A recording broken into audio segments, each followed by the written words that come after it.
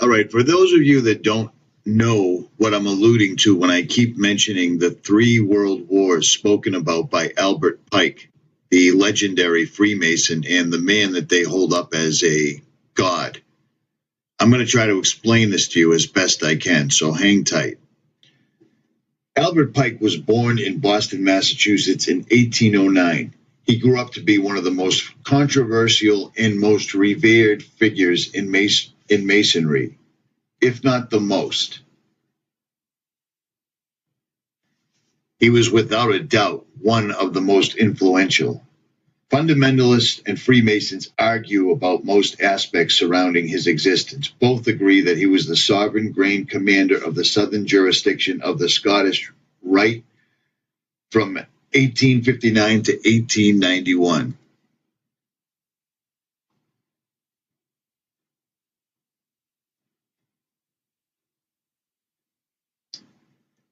Here's a picture of him sitting there looking much like Santa Claus. Take note of the medallion around his neck.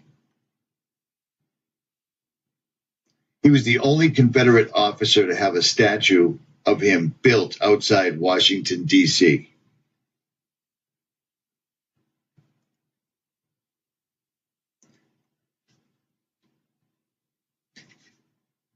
And his remains are buried in the crypt of the headquarters of the Scottish Rite Masonry in the house of that very temple.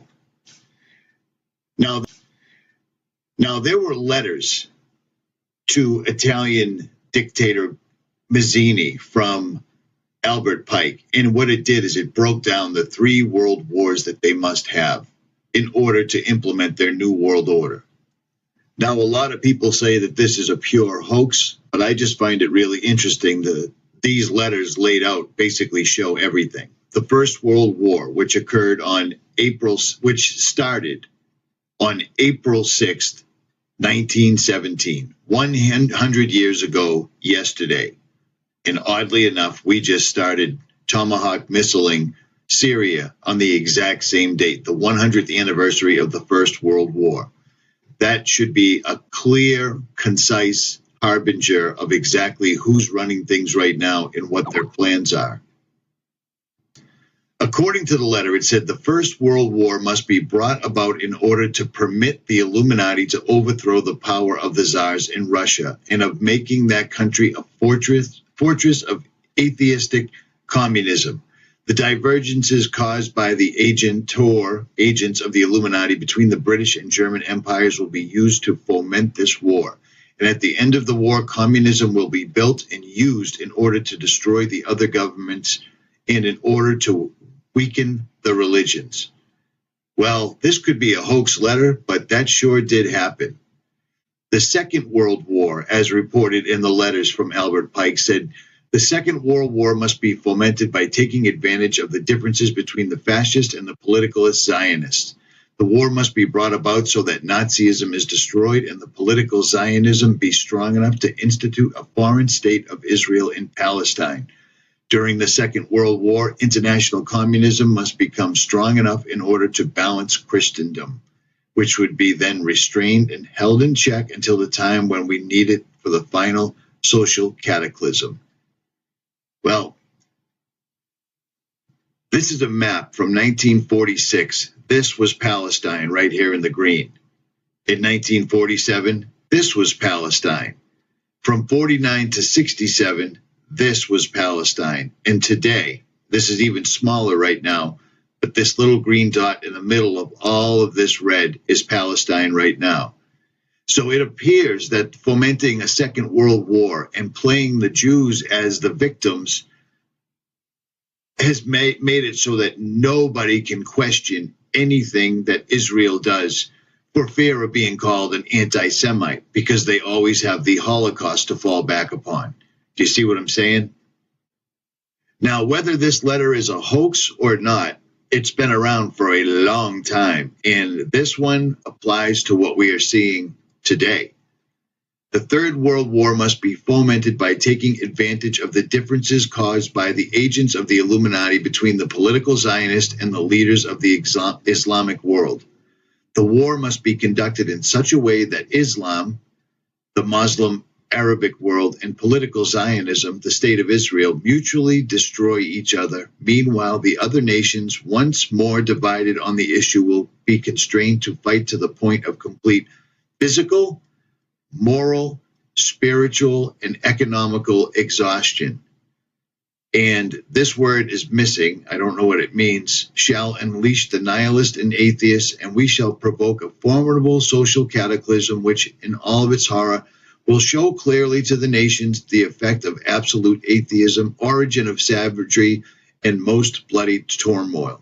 Then everywhere the citizens obliged to defend themselves against the world minority of revolutionaries will exterminate those destroyers of civilization, and the multitude disillusioned with Christianity, whose deitistic spirits will from that moment be without compass or direction, anxious for an ideal, but without knowing where to render its adoration, will receive the true light through the unveiled manifestation of pure doctrine of Lucifer, brought finally out into public view. This manifestation will result from the general reactionary movement which will follow the destruction of Christianity and atheism, both conquered and exterminated at the same time. And it doesn't take a rocket science to look around right now and see that Satanism is absolutely everywhere. Everywhere that you look, Satan is being rolled out to the public. Albert Pike has laid out the blueprint that these people are following verbatim.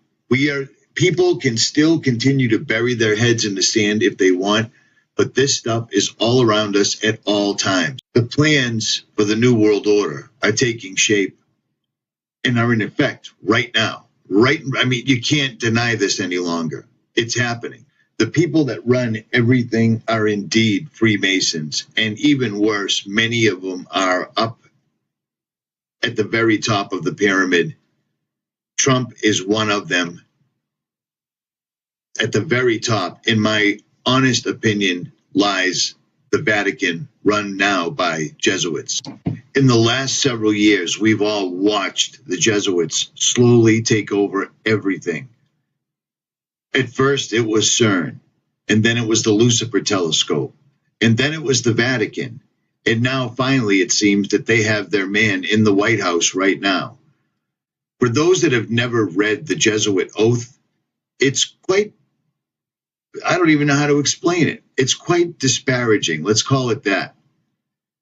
I furthermore promise and decree that I will, when opportunity present, make and wage relentless war, secret or openly, against all heretics, Protestants, and liberals. I am directed to do so, to extirpate and exterminate them from the face of the whole earth, and that I will spare neither age, sex, or condition, and that I will hang, waste, boil, flay, strangle, and bury alive these infamous heretics, rip up the stomachs and wombs of their women, and crush their infants' heads against the wall, in order to annihilate forever their execrable race.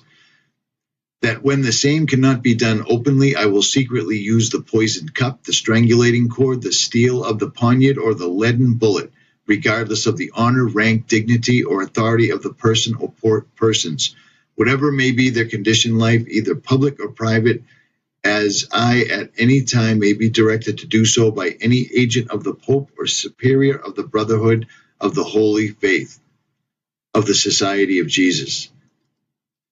Now, these things have been around for a long time, and I mean, it can't just be a coincidence, because we're literally seeing this stuff happen right now. We're in dire danger. Revelations is coming to pass. Damascus will be a ruinous heap, and people don't even seem to notice it.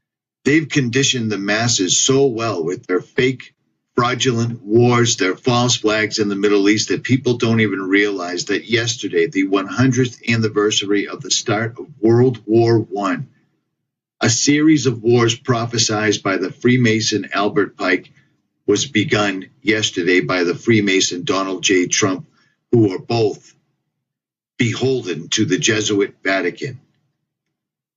People need to pray more right now than ever before, and be ready, because this is going to escalate, and it already has. The United States is taking down another country. Right now, our country is killing other people that didn't do anything to Americans whatsoever. There'll be a price to pay for this. People are walking around today like absolutely nothing's different. Hey, we're bombing another country on another part of the world, but at least it's not us. Those people used gas. We hear their false flags. We hear their nonsensical excuses, and you can see right through the farce that our government has turned into.